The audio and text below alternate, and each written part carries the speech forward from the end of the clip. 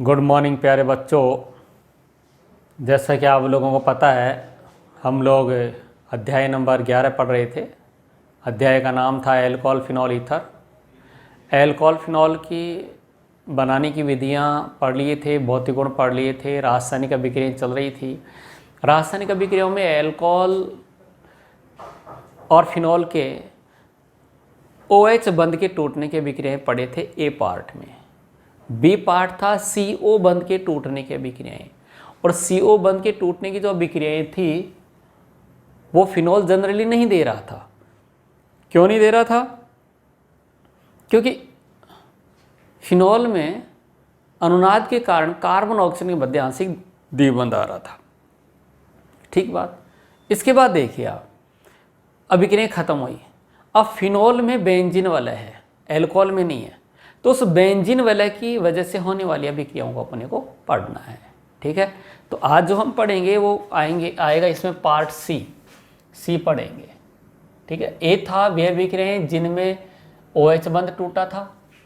B part में CO बंध टूटा था। सी जो है वो है फिनॉल में बेंजीन वलय की अभिक्रियाएं।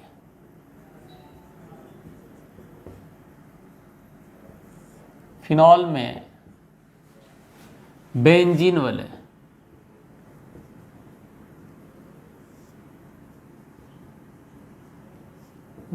की अभिक्रियाएं,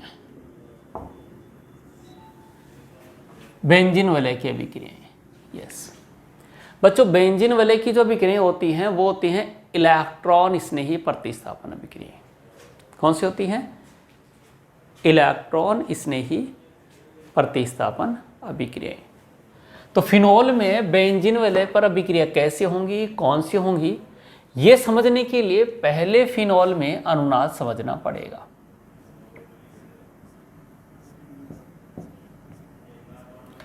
बच्चों ये फिनॉल है और इस फिनॉल में अपन अनुनाद समझेंगे। ठीक है, पहले भी समझ लिया था और समझेंगे, बार बार बनाएंगे, प्रैक्टिस करेंगे, याद रह जाएगा। ठीक है, आप लोग भी समझने के बाद रफ नोटबुक में लिखा करो और याद किया करो। देखो ये फिनॉल है, फिनॉल के पास यहाँ 2 लोन पेयर होते हैं जिनमें से एक लोन पेयर अनुनाद में जाएगा। जैसे इलेक्ट्रॉन यहाँ आता है, ये पास वाले इलेक्ट्रॉन इस कार्बन के पास आते हैं। अनुनाद में लोन पेयर जो है वो डबल बॉन्ड की तरफ शिफ्ट होता है। लोन पेयर संयुग्मी द्विबंध के साथ अनुनाद में चलता है। नई अनुनादी संरचना में क्या हुआ?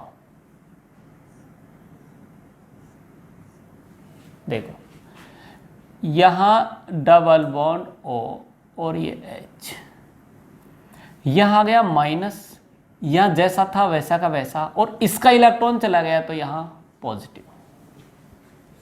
ठीक, अब ये इलेक्ट्रॉन आएगा यहां, ये आएगा यहां। अनुनाद में नेगेटिव चार्ज यानी इलेक्ट्रॉन पाई बंध की तरफ चलता है और यहां आके डबल बॉन्ड बनाता है और ये इलेक्ट्रॉन आ जाते हैं यहां।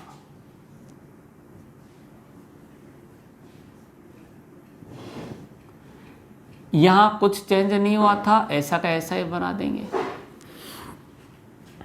यहां पर डबल बॉन्ड आ गया, माइनस आ गया, डबल बॉन्ड आ गया। यस, इलेक्ट्रॉन चलेगा, ये चला, ये चला,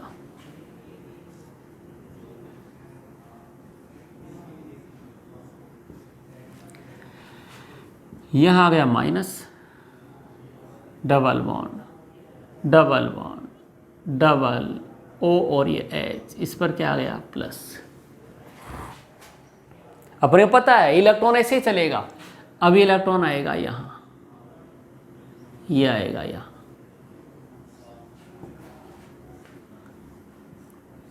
फिनॉल जो है उसमें इस तरीके से अनुनाद होता है। यस, ये है फिनॉल की अनुनादी संरचनाएं।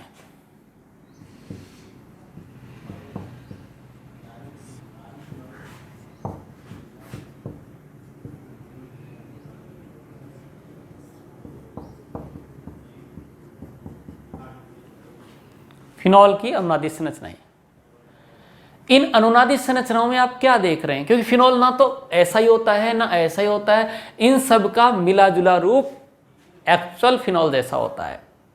तो उस फिनॉल में आप क्या देख रहे हैं, उस फिनॉल में आप देख रहे हैं कि ऑर्थो पर नेगेटिव चार्ज, पैरा पर नेगेटिव चार्ज, ऑर्थो पर नेगेटिव चार्ज, यानी मेटा पर कोई चार्ज नहीं आ रहा है।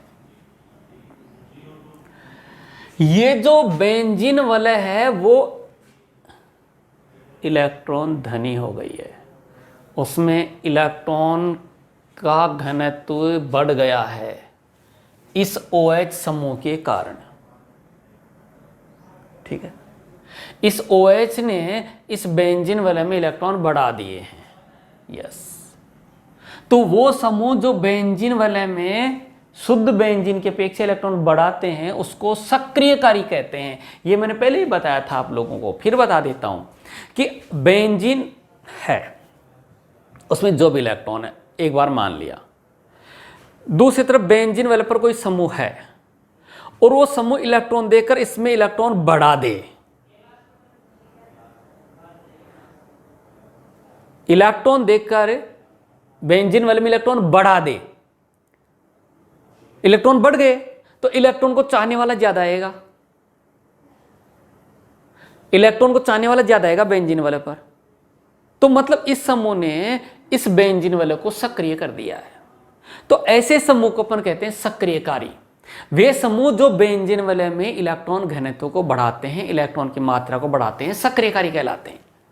और वे समूह जो इलेक्ट्रॉनों को बाहर खींच लिया तो इलेक्ट्रॉन अपेक्षाकृत क्या हो गए, कम।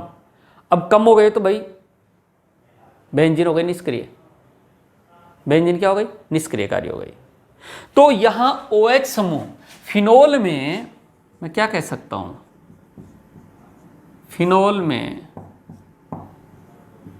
OH समूह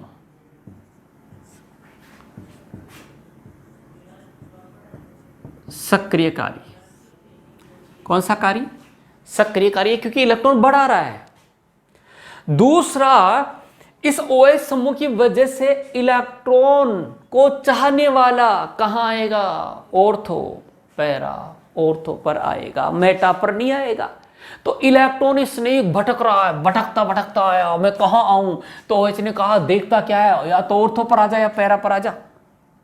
ऐसा निर्देश कौन दे रहा है, OH। तो फिनोल में OH समूह सक्रियकारी तथा ऑर्थो पैरा निर्देशी होता है। अब पूछ लिया जाता है कई बार क्यों होता है, तो अपन कहते हैं क्योंकि, पूछ लिया जाता है क्यों, तो कहते हैं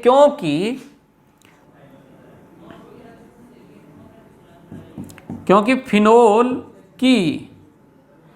फिनोल में अनुनाद के कारण ऑर्थो तथा पैरा स्थिति पर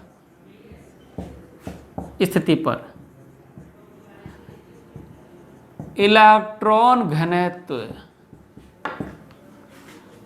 घनत्व मेटा की अपेक्षा अधिक होता है। बोलो जी। तो ये तो क्लियर हो गया कि फिनोल में जब इलेक्ट्रॉन स्नेही प्रतिस्थापन अभिक्रिया होंगी तो जो इलेक्ट्रॉन स्नेही है वो कहां आएगा, वो आएगा ऑर्थो पैरा पर। ठीक है, यस, ये क्लियर हो गया। अब हम फिनोल में रासायनिक अभिक्रिया करवाएंगे अलग अलग क्रियाकारकों के साथ, जिसमें बेंजीन वलय पर अभिक्रिया होगी। ठीक है, और इसमें पहला आता है नाइट्रीकरण। ठीक है, पहला क्या आता है, नाइट्रीकरण। तो बच्चों फिनोल की रासायनिक अभिक्रियाओं में पहला लेते हैं हम लोग नाइट्रीकरण।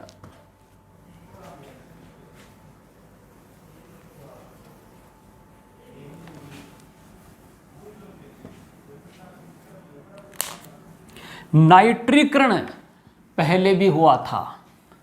नाइट्रीकरण करवाया जाता है HNO3 के साथ, यस। और फिनोल का नाइट्रीकरण अपने आप में इंपॉर्टेंट है। क्यों है पता चलेगा अभी, यस। पहली रिएक्शन है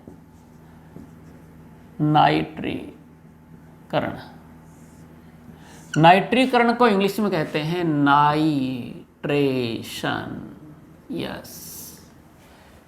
फिनोल के नाइट्रीकरण हेतु 2 केस बनते हैं। कितने केस बनते हैं? 2, ठीक है। पहला केस तनु, ये भैया किसी का नाम नहीं है, तुम्हारे मन में कोई तनु घूम रहा होगा। तनु HNO3 के साथ, यस। 2 केस लेंगे।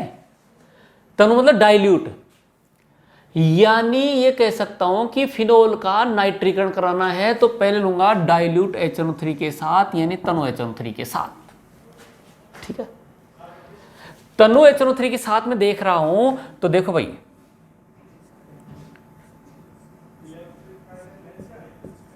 ये फिनोल है। क्या ये फिनोल है?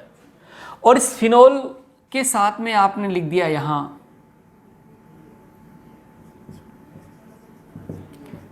Dilute HNO3। ऐसे लिखा हो, इसको एरो पर भी लिख सकता है, आप घबराए नहीं, ऐसे लिख दिया। मान लो कंपटीशन में ऐसे लिखता है, yes, dilute HNO3, yes, dilute HNO3 मतलब तनु HNO3। अब आप सोच रहे हैं कि क्या होगा बच्चों? डाइल्यूट HNO3 जो होता है उसमें इलेक्ट्रॉन इसलिए बनता है NO2+, और वो NO2+ अटैक करता है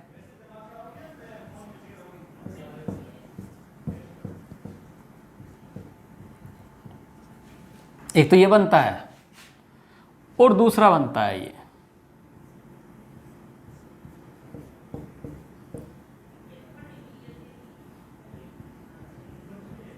यानी एक तो बनता है ऑर्थोनाइट्रोफिनोल, ठीक है, और दूसरा बनता है पैरानाइट्रोफिनोल।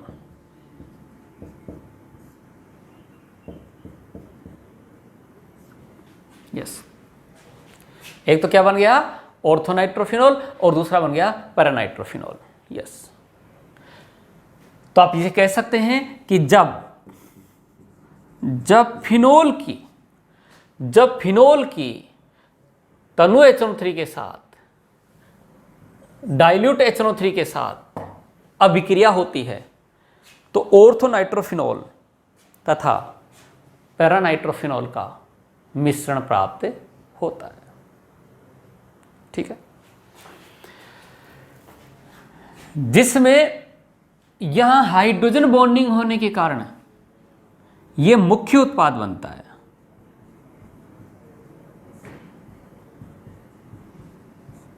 जब ये मुख्य हो गया तो अल्प अपने आप ही हो गया। यस, ये रिएक्शन हो गई। अब एग्जाम में क्वेश्चन अलग ही आता है। एग्जाम में क्वेश्चन आता है कि ऑर्थोनाइट्रोफिनोल तथा पैरानाइट्रोफिनोल में किसके क्वथनांक अधिक होते हैं तथा क्यों, या किसके क्वथनांक कम होते हैं क्यों, ठीक है। तो क्वेश्चन देखिए,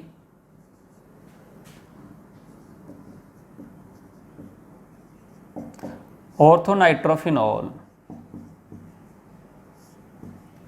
तथा पैरानाइट्रोफिनोल में, ऑर्थोनाइट्रोफिनोल तथा पैरानाइट्रोफिनोल में किसका क्वथनांक, मतलब होता है बॉइलिंग पॉइंट, किसका क्वथनांक अधिक होता है तथा क्यों। इसी क्वेश्चन को वो बदल के भी दे देता है। कैसे? ऑर्थोनाइट्रोफिनॉल का पहले बताता हूं। तो किसका क्वथनांक अधिक होता है? तो देखिए, क्वथनांक का क्रम बताना पड़ेगा। तो मैं बता दूं कि ऑर्थो नाइट्रोफिनॉल की अपेक्षा पैरानाइट्रोफिनॉल,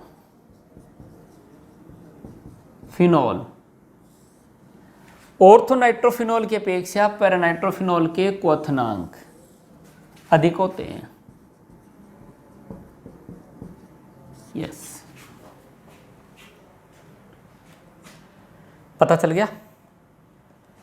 ये अभी इसका जवाब नहीं मिलेगा कि क्यों, इसका जवाब नहीं मिलेगा क्यों। अभी तो ये जवाब मिला है कि किसका क्वथनांक ज्यादा है, तो पैरानाइट्रोफिनॉल का ज्यादा है ऑर्थोनाइट्रोफिनॉल से। अब इस क्वेश्चन को यहीं गड़बड़ कर देगा वो, इसको लिखेगा ही नहीं, वो तो डायरेक्ट फिर यहां से शुरू कर सकता है। क्वेश्चन दूसरा इसी को मॉडिफाई कर सकता है कि ऑर्थोनाइट्रोफिनॉल की अपेक्षा पैरानाइट्रोफिनॉल के क्वथनांक अधिक होते हैं, क्यों? या क्वेश्चन को घुमा के कह देगा कि पैरानाइट्रोफिनॉल की अपेक्षा ऑर्थोनाइट्रोफिनॉल के क्वथनांक कम होते हैं, क्यों? क्वेश्चन वही है। तो कुल मिला के क्वेश्चन वही है, लैंग्वेज में चेंज कर सकता है वो। समझ गए मेरी बात को? तो ऑर्थोनाइट्रोफिनॉल तथा पैरानाइट्रोफिनॉल में किसका क्वथनांक अधिक है, तो इसका जवाब ही मिल गया। इस जवाब से भी क्वेश्चन बना देगा भाई इसका ज्यादा होता है क्यों, तो उसको ढूंढने की कोशिश करते हैं और वो यहां मिलेगा। अगर मैं ऑर्थोनाइट्रोफिनॉल की बात करूं तो ऑर्थोनाइट्रोफिनॉल ये है,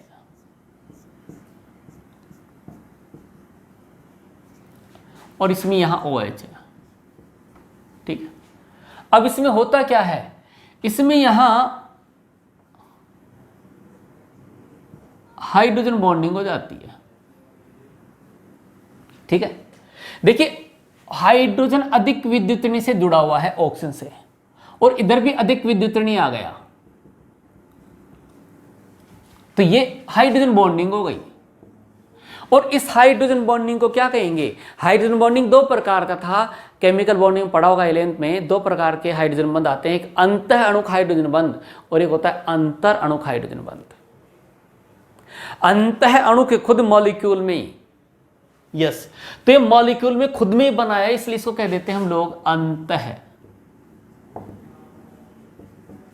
अणुक हाइड्रोजन बंध, अंतरणु के H बंध या हाइड्रोजन बंध। इंग्लिश में कहूंगा इसको intra molecular H bond, yes, intra molecular, खुद मॉलिक्यूल में ही हो रहा है। दूसरा मैं देख लेता हूं कौन सा, पैरानाइट्रोफिनॉल। इधर नहीं, ऐसे नहीं बना के मैं ऐसे बना सकता हूं और ये बना सकता हूं। देखो आप,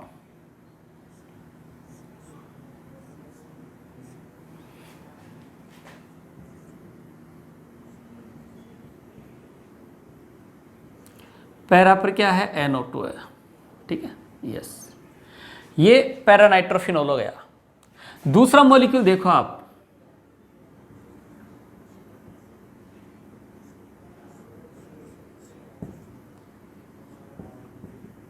यस,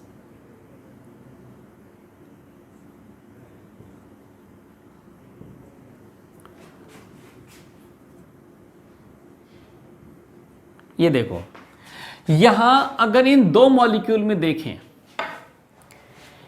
पैरानाइट्रोफिनॉल है, पैरानाइट्रोफिनॉल है, हाइड्रोजन अधिक विद्युतनी से जुड़ा हुआ है और यहां अधिक विद्युतनी है, तो यहां पर क्या हो जाएगी, हाइड्रोजन बॉन्डिंग। लेकिन ये हाइड्रोजन बॉन्डिंग दो मॉलिक्यूल में हुई है, यस, यहां, तो इसको क्या बोलेंगे, इसको बोलेंगे अंतर अणुक, दोनों में, अंतर या अंतरा, अंत नहीं, अंतर अणुक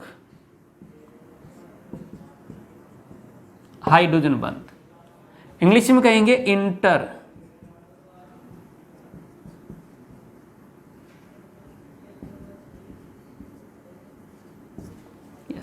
भाई बहुत ही अच्छा क्वेश्चन बनता है, ये एनसीईआरटी का क्वेश्चन है, अच्छा क्वेश्चन है। ठीक है,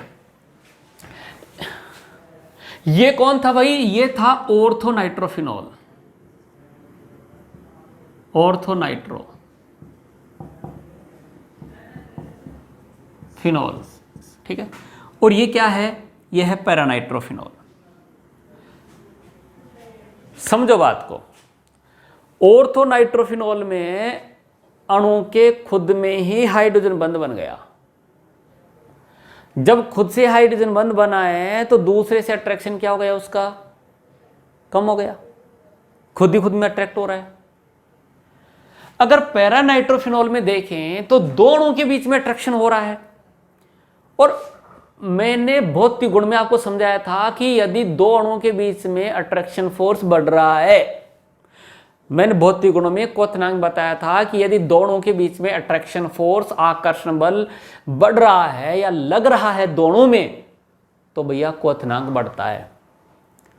और अगर खुद ही खुद में आकर्षण बल बढ़ा है और दूसरे से अट्रैक्शन कम हो गया है तो वो जल्दी उठ जाता है भैया, उसका क्वथनांक कम होता है। बस यहीं से आपके इस क्वेश्चन का जवाब मिलेगा। क्वेश्चन है ऑर्थोनाइट्रोफिनॉल तथा पैरानाइट्रोफिनॉल में किसका क्वथनांक अधिक होता है? आपने कहा पैरानाइट्रोफिनॉल का अधिक होता है ऑर्थोनाइट्रोफिनॉल की अपेक्षा। क्यों होता है? तो आप लिखेंगे क्योंकि, लिखेंगे क्योंकि ऑर्थोनाइट्रोफिनॉल में, मैं नहीं लिखूंगा, मैं सुना रहा हूं, लिखा हुआ आपके पास है, क्योंकि ऑर्थोनाइट्रोफिनॉल में अंतः अणुक हाइड्रोजन बंध पाया जाता है, जिससे दूसरे अणुओं से, जिसके कारण दूसरे अणुओं से आकर्षण बल घट जाता है, जिससे क्वथनांक कम हो जाता है। जबकि पैरानाइट्रोफिनॉल में अंतर अणुक इंटरमॉलिक्यूलर हाइड्रोजन बंध बनता है, अंतर अणुक हाइड्रोजन बंध बनता है, जिससे दो अणुओं के मध्य आकर्षण बल बढ़ जाता है तथा क्वथनांक भी बढ़ जाते हैं। बात क्लियर हुई? यस। फिर एक बार सुना देता हूं।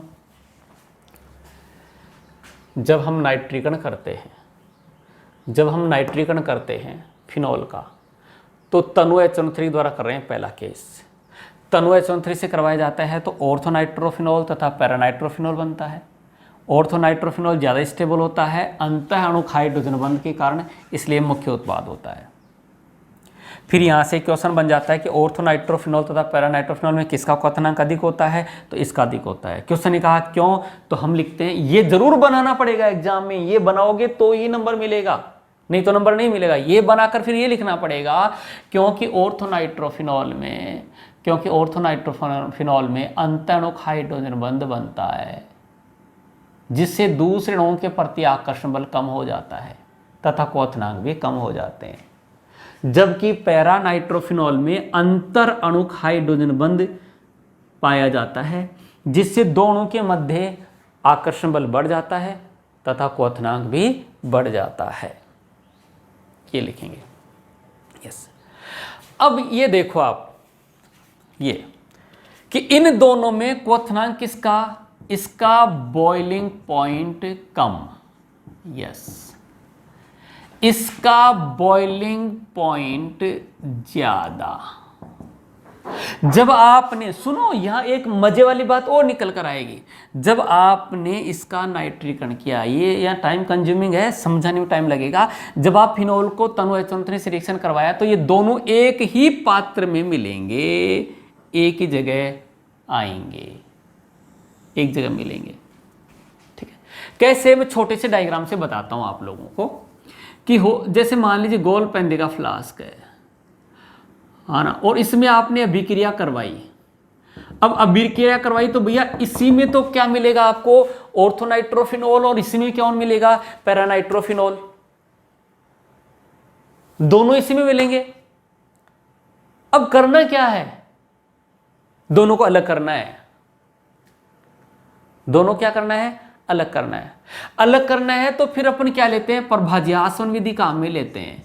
जिनके क्वथनांक में अंतर हो, जिनके बॉइलिंग पॉइंट में डिफरेंस होता है, उनको अपन फ्रैक्शनल डिस्टिलेशन से यानी प्रभाज्यासन से अलग करते हैं। तो प्रभाज्यासन से अलग करने के लिए अपन ने क्या किया, इसको यहां से गर्म किया। ऐसा आपकी 11वीं की किताब में दे रखा है। जब यहां गर्म करते हैं तो बच्चों यहां से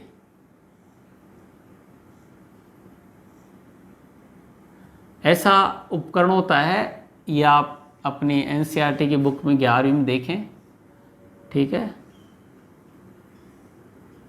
ऐसा उपकरण होता है, यहाँ से ठंडा ठंडा पानी जाता है और यहाँ से बाहर निकल जाता है, ठीक है।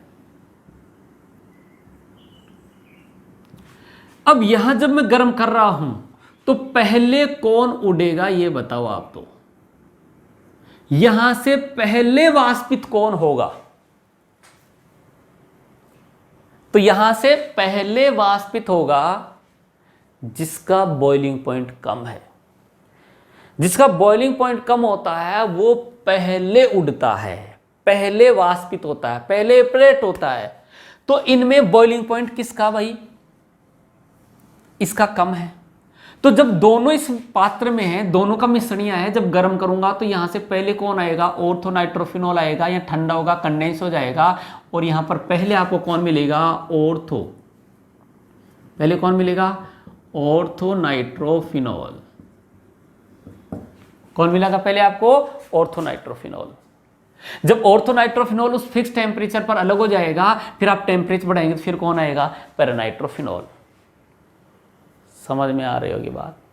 तो 100 बातों की एक बात है, हम जब ऑर्थोनाइट्रोफिनॉल तथा पैरानाइट्रोफिनॉल के मिश्रण को प्रभाज्यासन के द्वारा पृथक करते हैं तो पहला जो प्रभाज मिलता है, पहला जो अंश मिलता है, वो ऑर्थोनाइट्रोफिनॉल का होता है। ये आपके एनसीईआरटी में क्वेश्चन भी दे रखा है, ठीक है, कि जब फिनॉल का तनु HNO3 के द्वारा नाइट्रीकरण किया जाता है तो ऑर्थोनाइट्रोफिनॉल तथा पैरानाइट्रोफिनॉल का मिश्रण प्राप्त होता है।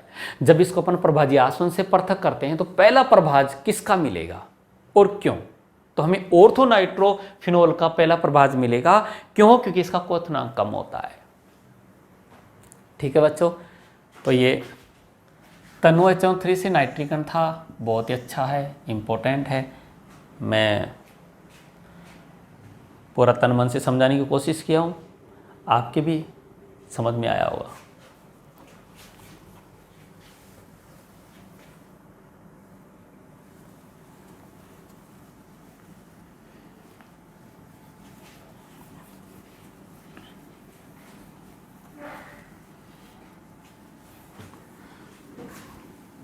बच्चों यहाँ दूसरा जो नाइट्रीकरण आएगा वो सांद्र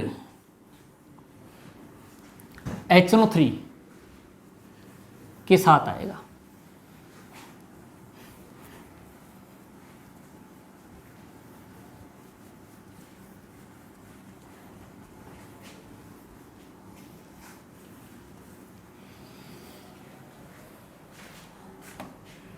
यस, तो ये देखिए तनु अब B आएगा, सांद्र HNO3 के साथ, सांद्र HNO3 के साथ। अगर सांद्र HNO3 की बात करें तो बच्चों ये फिनॉल होता है। एरो पर दिया होगा, कंपटीशन में आता है कॉन्सनट्रेट HNO3। कॉन्सनट्रेट मतलब होता है सांद्र, कॉन्सनट्रेट का मतलब क्या होता है, सांद्र। ऐसे भी लिख सकते हो आप, सांद्र HNO3। बच्चों जब सांद्र HNO3 लेते हैं ना तो रिएक्टिविटी बढ़ जाती है। जब सांद्र HNO3 लेते हैं तो रिएक्टिविटी क्या होती है, बढ़ जाती है। और रिएक्टिविटी जब बढ़ती है ना तो यहाँ ये फिनॉल था, जो NO2 प्लस होता है, जो इलेक्ट्रॉन इसने बनता है नाइट्रोनियम, वो ऑर्थो पर भी आता है। यस, इस ऑर्थो पर भी आ जाता है और पैरा पर भी आ जाता है। यस, ये बनता है।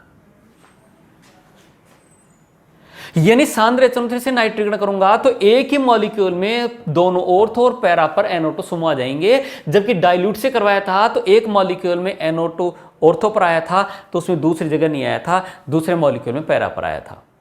इस टाइप से आया था कि एक मॉलिक्यूल है, इसमें NO2 यहां आ गया तो दूसरा NO2 नहीं आया था। यहां इंपॉर्टेंट है इसलिए बार बार समझा रहा हूं, यहां OH था तो इसमें कुछ मॉलिक्यूल में पैरा पर आ गया NO2 तो ऑर्थो पर नहीं आया था। इन दोनों का मिश्रण बना था। यह मिश्रण नहीं मिलता है, यहां total ortho para position block हो जाती है। और इसका जो नाम है 1 2 3 4 5 6 यानी 2 4 6 ट्राई नाइट्रो, 2,4,6 ट्राई नाइट्रोफिनोल, ये इसका IUPAC नाम है। ठीक है, 2,4,6 ट्राई नाइट्रोफिनोल इसका IUPAC नाम है। और इसका जो कॉमन नेम है वो है पिक्रिक एसिड, और ये अच्छा खासा एसिड होता है, इसका जिक्र मैंने पहले भी किया था। ठीक है बच्चों, तो इस तरीके से हमने पहली रिएक्शन नाइट्रीकरण खत्म किया है। ये बहुत ही अच्छी रिएक्शन थी। ठीक, दूसरी रिएक्शन लेते हैं ब्रोमीनीकरण। ब्रोमीनीकरण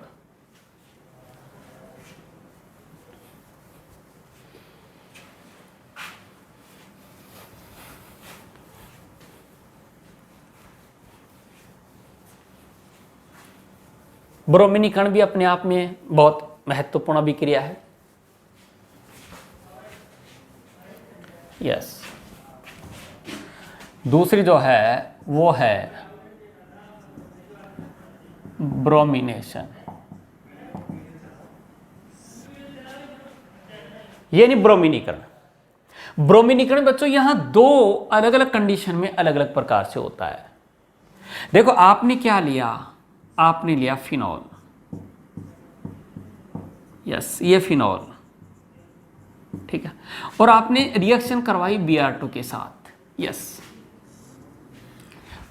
दूसरा B है ना, आपने लिया फिनॉल। इंपॉर्टेंट क्यों है, आपने लिया यहां Br2H2O। यस, दोनों जगह अलग अलग प्रोडक्ट बनते हैं। यहां लिया जाता है CS2 कार्बन डाइसल्फाइड। ठीक है, ये Br2 यहां लिख के एरो पर भी लिखा जा सकता है H2O।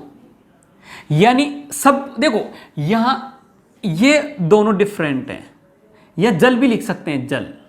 यस, इसी का फर्क है भैया, इसी का फर्क है। बाकी phenol phenol, yes, bromine bromine, यहां कार्बन डाइसल्फाइड है विलायक और यहां जल है।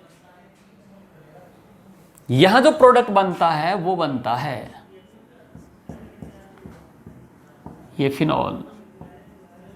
कुछ मॉलिक्यूल में ऑर्थो पर Br आता है, यानी इलेक्ट्रॉन इसमें प्रतिस्थापन होता है, तो कुछ में पैरा पर हो जाता है। ऑर्थोब्रोमोफिनॉल,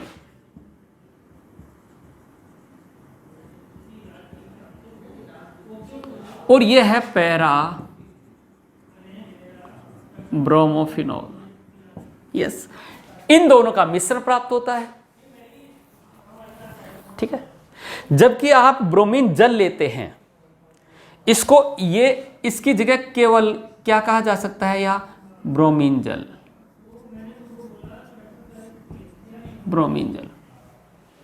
तो पता चला कि अब ये अधूरी विलायक था, ये धुरी विलायक है, तीनों ब्लॉक हो जाती हैं Br के द्वारा।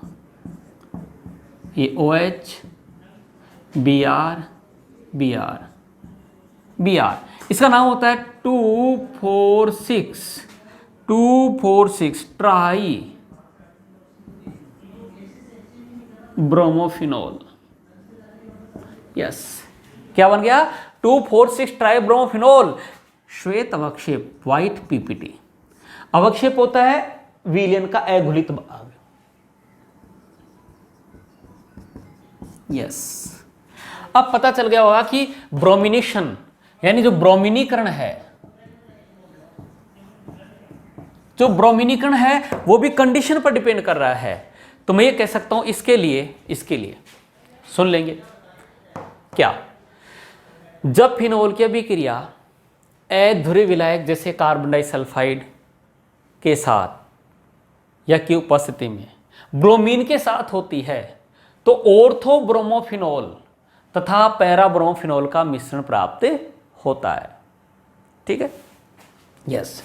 दूसरा, यदि फिनोल की अभिक्रिया, नोट्स में आपके पास लिखा, मैं नहीं लिख रहा हूं, यदि फिनोल की अभिक्रिया ब्रोमीन जल के साथ होती है तो हमें 2,4,6 ट्राई ब्रोमोफिनोल का श्वेत अवक्षेप प्राप्त होता है। ये लिखा हुआ है, मैंने बोलकर सुना दिया है।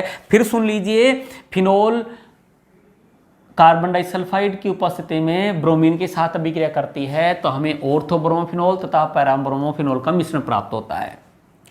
और यदि फिनोल की अभिक्रिया ब्रोमीन जल के साथ करवाई जाती है तो हमें 2,4,6 ट्राइब्रोमोफिनोल का श्वेत अवक्षेप प्राप्त होता है। ठीक है, तो कंडीशन देखकर आपको प्रोडक्ट पहचान आना चाहिए।